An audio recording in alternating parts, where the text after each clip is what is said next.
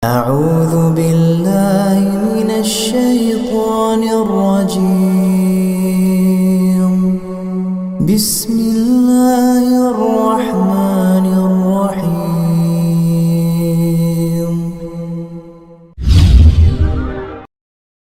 ورحمة الله وبركاته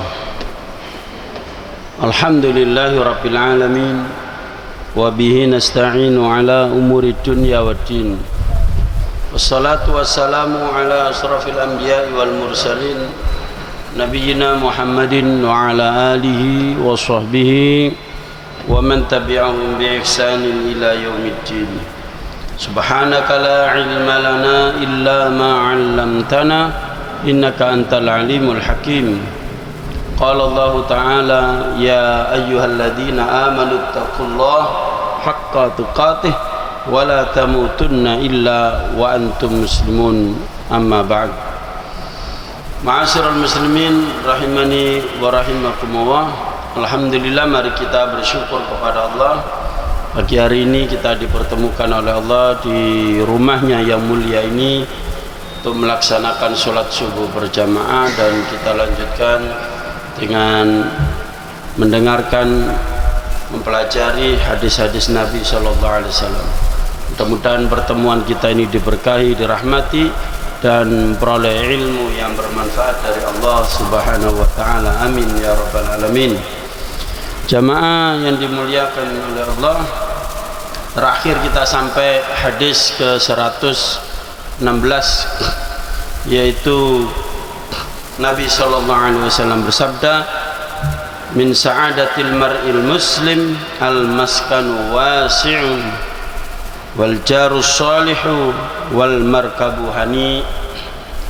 Termasuk tanda orang muslim itu bahagia kalau dia itu mempunyai tempat tinggal yang luas, tempat yang satu tempat yang dipakai untuk istirahat, dipakai untuk bercengkrama dengan keluarga, berkumpul dengan keluarga, itu disebut maskan. Ya, untuk memperoleh sakinah, memperoleh ketenangan. Beda dengan bait. Bait itu belum tentu ditempati. Punya bait banyak, punya rumah banyak. Surabaya ada, di Malang ada, di Bogor ada villa. Nah, itu bait, ya, tempat bukan di tempat tinggali, tapi sebagai harta yang tidak bergerak, ya, sebagai asetnya, entah itu disewakan, dikoskan. Nah, tapi rumah yang ditempati itulah yang disebut maskan itu. Nah, kalau tempat yang ditinggali itu luas, maka seorang muslim itu bisa memperoleh ketenangan. Jadi di samping luas fisiknya, juga luas qalbunya. Yang kedua, wal jarus salih, punya tetangga yang baik, yang saleh. Ini tingkatan terendah. Jadi orang saleh itu kalau dalam Al-Qur'an tingkatan tertinggi adalah minan nabiyyin was-siddiqin wasyuhada wassalihin. Ya, tingkatan tertinggi itu para nabi. Kita tidak ada peluang ke situ karena sudah tertutup sejak kenabian Nabi SAW. Kemudian siddiqin, ini orang-orang tertentu, tidak semua manusia selain Nabi, ya, siddiqin ini. Salah satu sahabat yang disebut siddiqin adalah Abu Bakar As-Siddiq, selalu membenarkan apa yang dikatakan oleh Allah dan Rasulnya meskipun tidak masuk akal. Nah, ini tingkatan orang baik yang kedua setelah Nabi. Syuhada, orang yang gugur di medan jihad. Baru yang paling rendah orang baik itu soleh, solihin, orang yang suka berbuat kebaikan. Nah, kalau kita nemu, ya, bertetangga dengan orang yang baik ini, yang soleh ini, potensi untuk dapat ketenangan, kedamaian dalam hidup bermasyarakat. Sebaliknya kalau tetangga kita itu orang fujar, golongan orang-orang fajir, ahli maksiat, apalagi kufar, musyrikin, ya Allah, kiamat sughra Pak, ya. Jadi kiamat sughra betul-betul musibah terus. Walaupun kita orang saleh, di tengah orang-orang yang jahat seperti itu, istilahnya coro Surabaya, ganyang hati. Iya betul. Makanya tetangga ini ajar qoblad dar, pilihlah tetangga dulu sebelum memilih rumah. Kemudian yang ketiga, wal markabuhani, kendaraan walaupun tidak mewah, tidak mahal, yang penting itu kendaraan lancar digunakan, pas butuh digunakan itu enak dikendarai, ya sesuai dengan proporsional, juga tidak mogokan, tidak, kalau sekarang itu tidak boros bahan bakar, tidak menimbulkan polusi, dan seterusnya dan seterusnya. Inilah jamaah yang dimuliakan oleh Allah, hadis yang kita bahas kemarin, yaitu 3 ciri orang yang bahagia menurut Rasulullah SAW. Kemudian selanjutnya yaitu hadis yang ke-17, babnya ke-65, babul jarussu, bab tetangga yang jahat.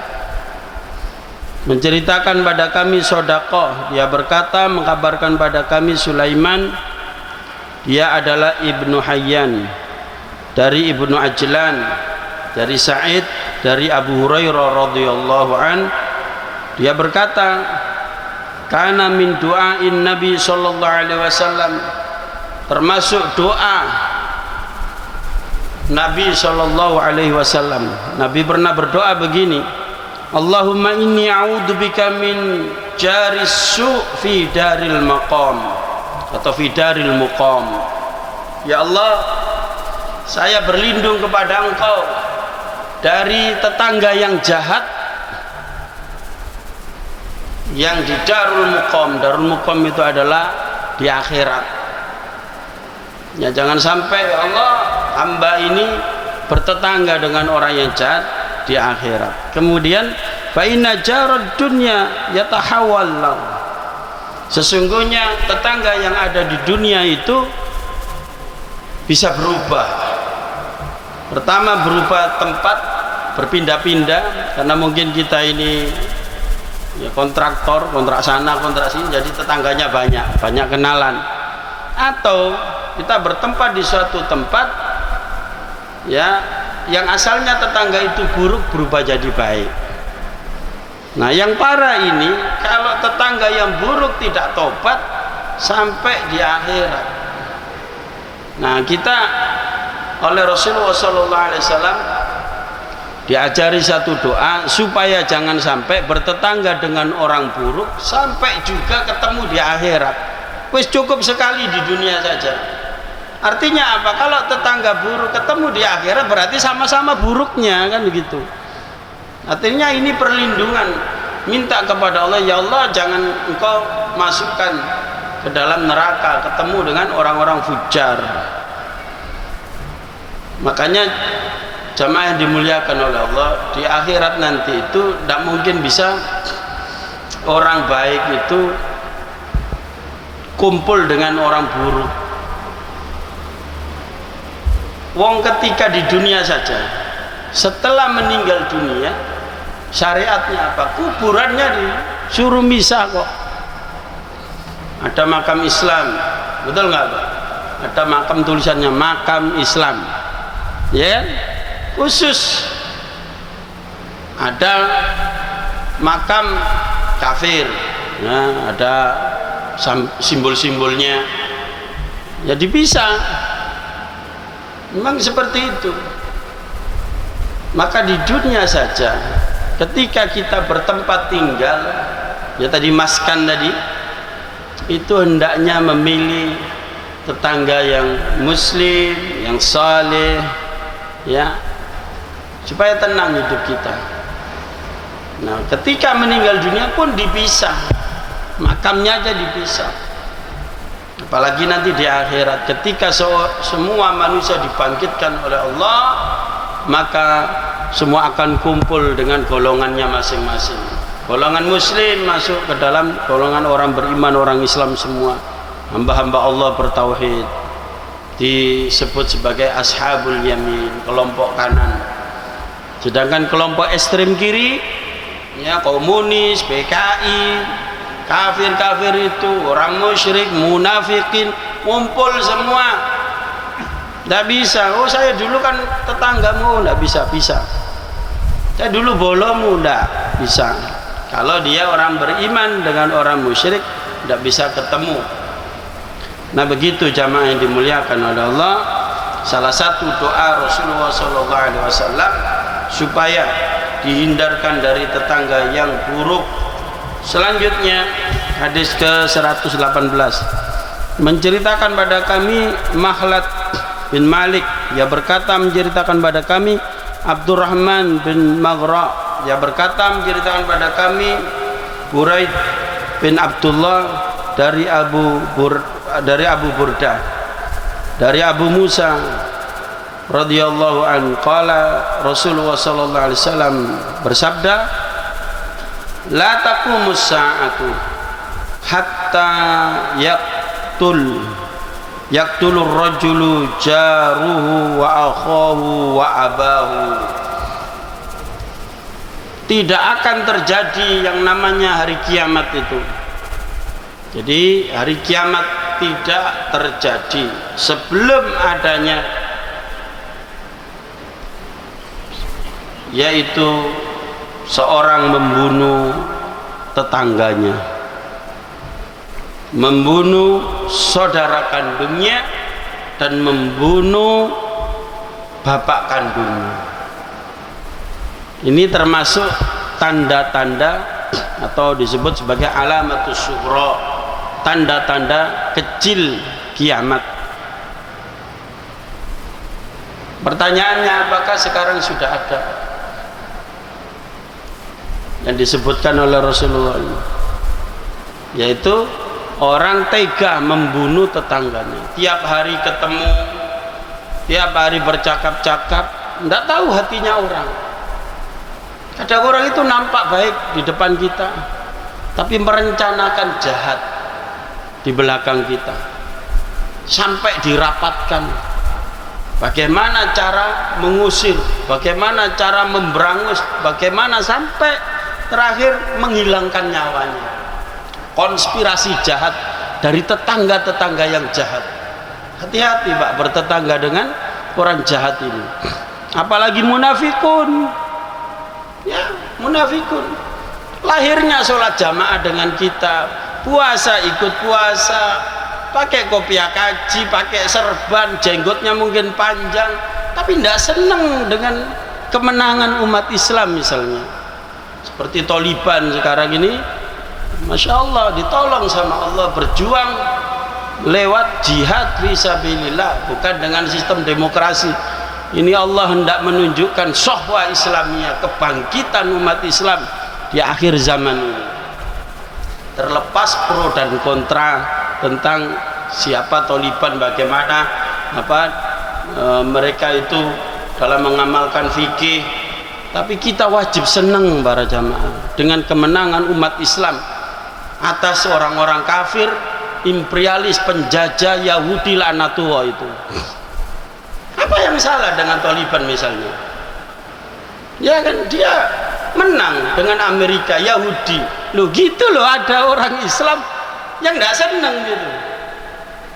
Ingat para jamaah, pernah saya sampaikan di sini, di antara salah satu pembatal syahadat itu adalah orang yang tidak senang atau benci dengan kemenangan umat Islam dan bergembira atas kemenangan orang kafir. Berarti Anda itu bukan saudara muslim. Beda madzhab biasa, beda pendapat biasa, apalagi beda pendapatan.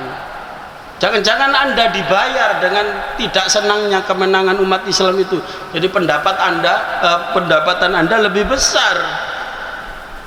Memang baser-baser itu dahsyat.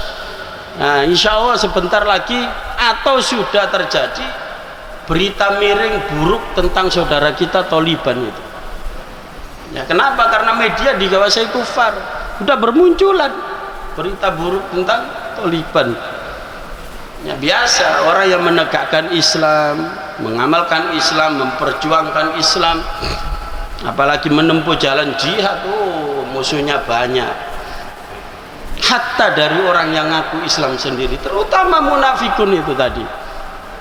Ya, wong Taliban yang jauh saja berani dinyinyiri, apalagi orang munafik tetangga sampean, Pak. Waduh, kalau sampean ketahuan memperjuangkan Islam, gigih mengamalkan Quran dan Sunnah, pasti Allah munculkan musuh-musuh yang banyak dari tetangga, kawan, dan seterusnya, baik orang kafir maupun orang Islam yang dengki. Nah, begitu jamaah yang dimuliakan oleh Allah, sehingga sampai terjadi orang itu tega membunuh tetangganya. Itu gak senang dengan tetangga yang saleh. Kadang ada masalah pribadi, kadang ada masalah ya itu tadi, dengki. Itu bahaya orang dengki itu para jemaah. Maka ini yang pertama. Yang kedua, tanda kiamat dalam hadis ini adalah seorang membunuh saudara kandungnya. Ini peristiwa pembunuhan pertama terjadi adalah kepada anaknya Nabi Adam, ya, saling membunuh karena apa? Ada yang tahu Pak? Karena apa? Iri, karena dengki. Kenapa kok saya nggak dapat jodoh yang itu? Kenapa kok saya dikasih yang ini? Nah, tidak menerima dengan keputusan Allah. Itu yang terjadi. Maka bahaya sifat dengki ini, sehingga saudara bisa dibunuh. Ada yang membunuh saudaranya karena harta waris, pengen dikuasai semua harta peninggalan orang tuanya ini. Timbangane kena kono, wah lebih baik dihabisi saja. Ada yang tega seperti itu karena harta menghabisi saudara kandungnya, dan ini sering terjadi di tengah masyarakat. Sering terjadi. Kadangnya karena asmara, gitu, saling membunuh. Kadang yang satunya di jalan Allah, jalan yang lurus, tega membunuh saudara kandungnya. Ya, aliran-aliran sesat, kelompok-kelompok munafikin, kafir-kafir itu, kalau mereka itu sudah menjadi kelompok militan, ya, yang sesat seperti Syiah, tidak peduli saudara, dihabisi. Ingat kasus Sampang itu. Yang terjadi apa? Saudara kandung saling membunuh gara-gara yang satu ikut, ya, kesasar ke aliran Syiah yang sesat, menyesatkan, dan yang bukan Islam itu, dan dikader dengan militan. Syiah tidak banyak jumlahnya, sedikit tapi militan. Apalagi seperti bulan-bulan ini, kemarin tanggal 10 Asyura, hari Asyura, 10 Muharram, mereka bukan puasa, tapi mereka melukai badannya. Itu ritual mereka. Ya, kalau di luar, ya, yang saya tahu di Iran, Irak, ya, di Libanon, itu setiap perayaan 10 Asyura mereka melukai badannya. Tapi kalau di Indonesia, si rada eman awake, Pak. Jadi dikepuki ini. Nah, ada tari namanya apa? Nah, itu ritual mereka, bukan sekedar tari. Badannya dipukuli. Untuk apa? Mengenang kematian Imam Husain, yang sebenarnya Al Husain bin Ali bin Abi Thalib ini adalah Ahlus Sunnah wal Jamaah, orang Islam, tapi diklaim oleh mereka sebagai imam mereka, ya, yang terbunuh di padang Karbala itu. Diperingati terus dari tahun ke tahun, ya, oleh orang Syiah. Kalau Imam Husain saja sanggup mengorbankan darah dan nyawanya Kenapa kita tidak berani meneteskan darah? Wah, pukuli badannya. Begitu militan orang Syiah itu, sedikit tapi militan. Makanya sampai tega membunuh saudara kandungnya pun mereka tega. Nah begitu jamaah. Kenapa? Karena di luar kelompok Syiah dianggap sebagai musuh, dan Syiah ini sangat bahaya. Apabila berkembang di suatu negara, pasti yang terjadi adalah pemberontakan. Dan ini sebenarnya yang harus diwaspadai, ya, lebih waspada ya daripada Ahmadiyah, aliran-aliran sesat yang lain. Syiah ini karena tujuannya adalah menggulingkan kekuasaan, menguasai satu wilayah, itu orang Syiah. Karena akidah mereka seperti itu, menempatkan imamah, ya, kepemimpinan itu sebagai rukun Islamnya. Jamaah yang dimuliakan oleh Allah, jadi banyak motif orang itu sampai tega membunuh saudara kandungnya. Nah yang ketiga, dan membunuh ayah kandungnya, ya, membunuh ayah kandungnya. Kalau hal yang seperti ini nggak usah diceritain, banyak sekali anak tega membunuh ayah kandungnya. Para jamaah, jangankan sampai membunuh ayah kandung atau orang tua kita, kita berkata di depan orang tua kita dengan ini sudah berlalu pelajaran kita ini, hadis tentang birrul walidain. Allah mengatakan wala taqul lahuma uffin. Kalau bahasa kita gitu, cuma sak kecap, jare wong Jawa, sak kecap. Itu artinya apa? Kalimat melecehkan, sampai tidak ngerti apa-apa, Pak. Hati-hati, dosa besar yang tidak bisa dihapus dengan hanya sholat, dengan hanya puasa. Seperti kemarin kita puasa Muharram itu, Asyura, tanggal 10 Muharram. Tidak bisa menghapus dosa ini, tidak bisa. Ini harus taubat dengan taubatan nasuha, menyesal pertama, ya Allah saya salah, ngaku salah. Yang kedua, mohon ampun kepada Allah. Yang ketiga, minta maaf sama orang tua. Yang keempat, memperbaiki diri, ya, yang asalnya melecehkan, meremehkan orang tua karena miskin, orang tua karena bodoh misalnya, ya, tidak S3 seperti dirinya, orang tua mungkin tidak lulus SD tapi dilecehkan, sakit orang tua hatinya, minta maaf sama orang tua. Nah itu baru disebut sebagai taubat dengan taubatan nasuh. Kenapa para jamaah? Ridallah fi ridha walidain wa sukhtullah fi sukhti walidain. Ridhonya Allah itu masih digantung ini. Lihat orang tuanya ridho enggak? Kalau orang tuanya ridho, dikasih ridho itu kepada anaknya. Tapi kalau orang tuanya marah, murka, membenci gara-gara ulah anaknya yang durhaka, Allah tahan ridhonya, Allah keluarkan murkanya untuk anak itu hanya dengan satu kalimat apalagi sampai membunuh. Ya Allah, naudzubillah min dzalik. Membunuh orang lain saja dalam pandangan Allah faka'annama qatalan nasa jami'a, sama dengan membunuh semua manusia. Ini orang lain yang dibunuh, dihilangkan nyawanya tanpa hak. Apalagi orang tua yang syariatnya karena ada orang tua ada kita sebagai anak di dunia ini.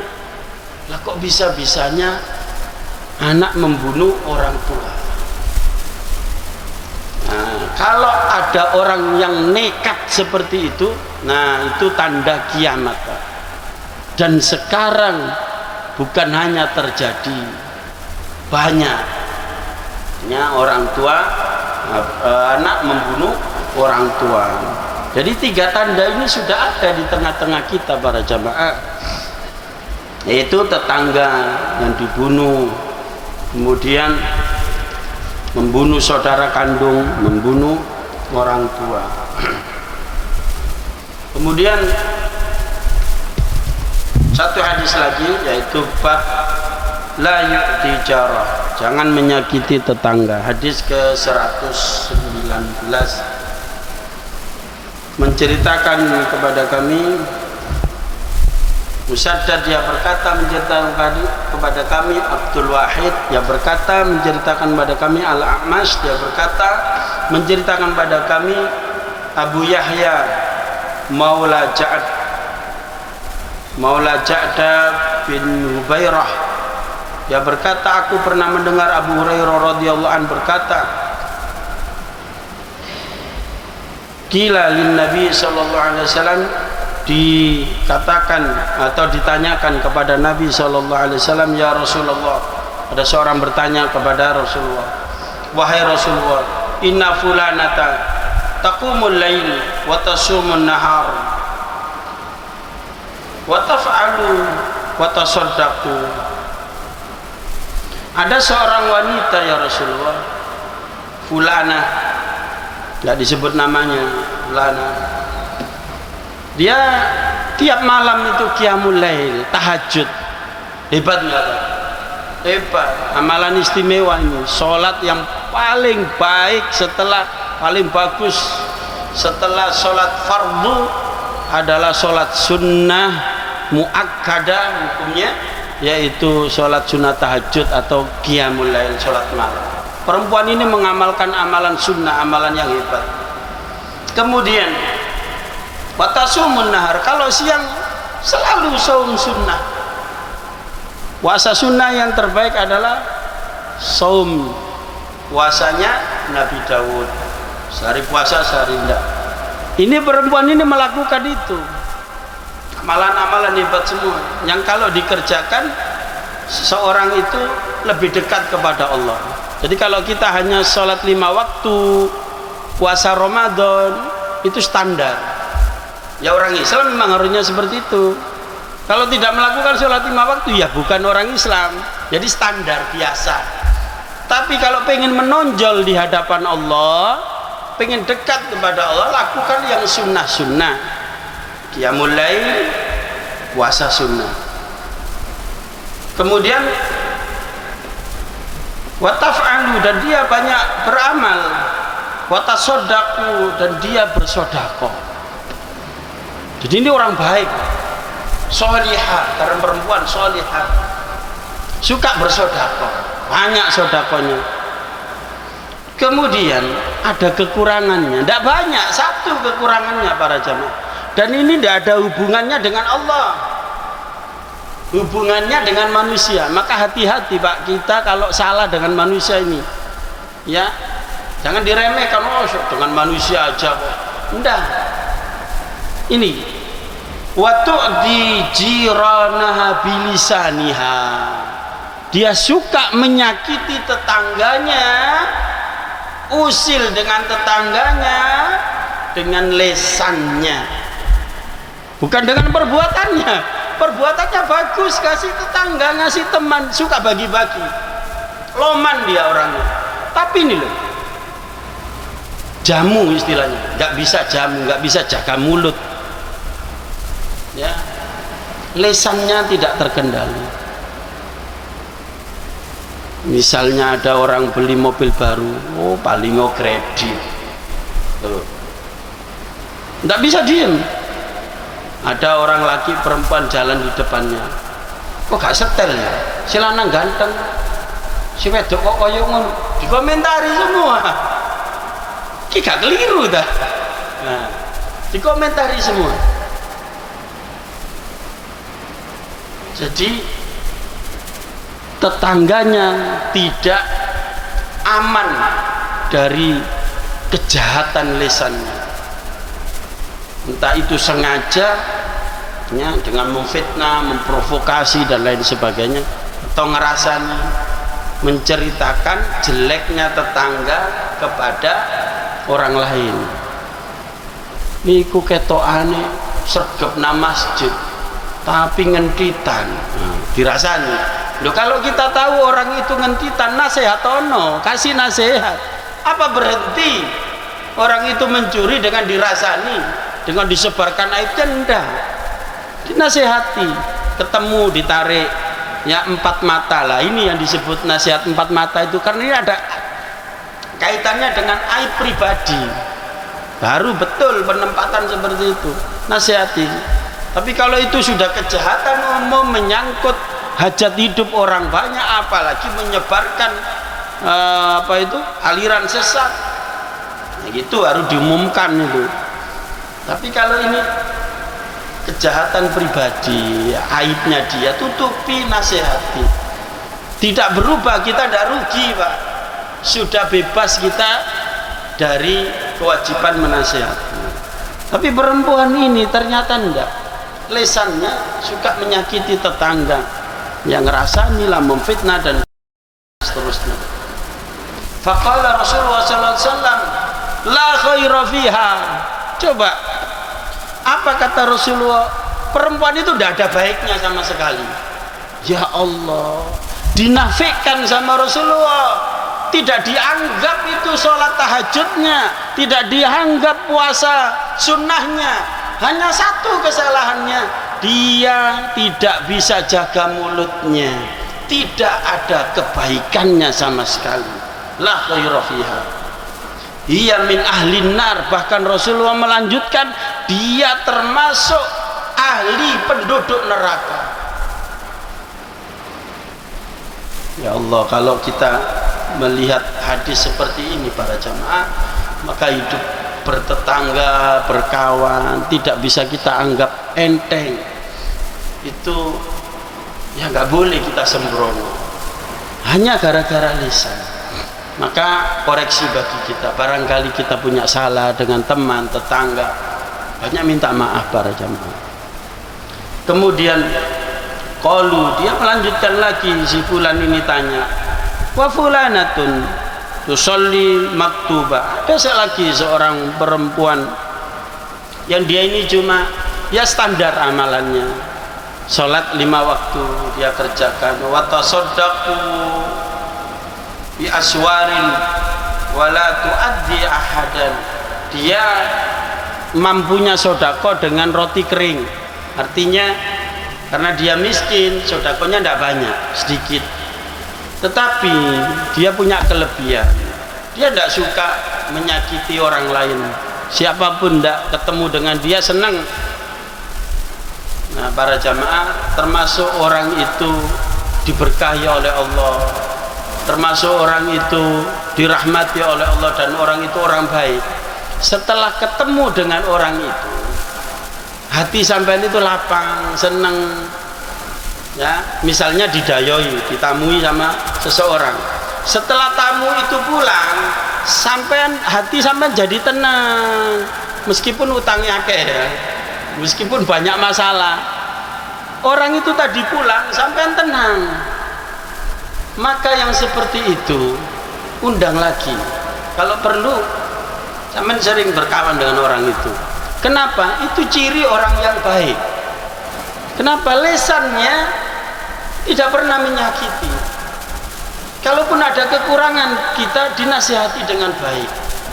Kalau kita mendapat nikmat, dia orang yang pertama menyampaikan, ikut bersenang, bersuka cita. Kalau kita mendapat musibah, dia pertama kali nyambangi kita atau mengucapkan duka cita. Nah, tetapi ciri orang yang fujar, orang yang jahat itu, yang misalnya bertamu ke tempat kita, dia pulang jadi was-was, jadi mikir, kita kepikiran, ya apa keliru ya aku itu. Jadi yang asalnya kita tenang itu jadi was-was.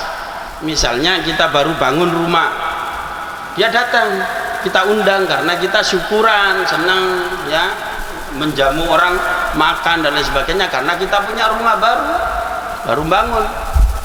Nah, ternyata dia pulang meninggalkan bekas yang tidak enak. Kenapa? Selama di rumah kita semua dikritik. Iku kok keramik koyok ini, iki BS apa?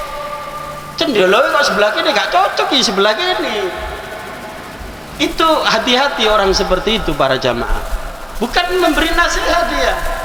Sudah jadi kok.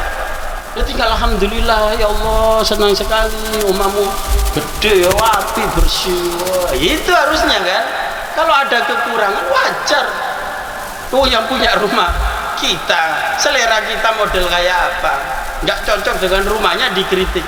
Hati-hati Pak. Jadi orang dalam hal sepele itu bisa kita nilai seperti itu. Jadi lesan ini bahaya.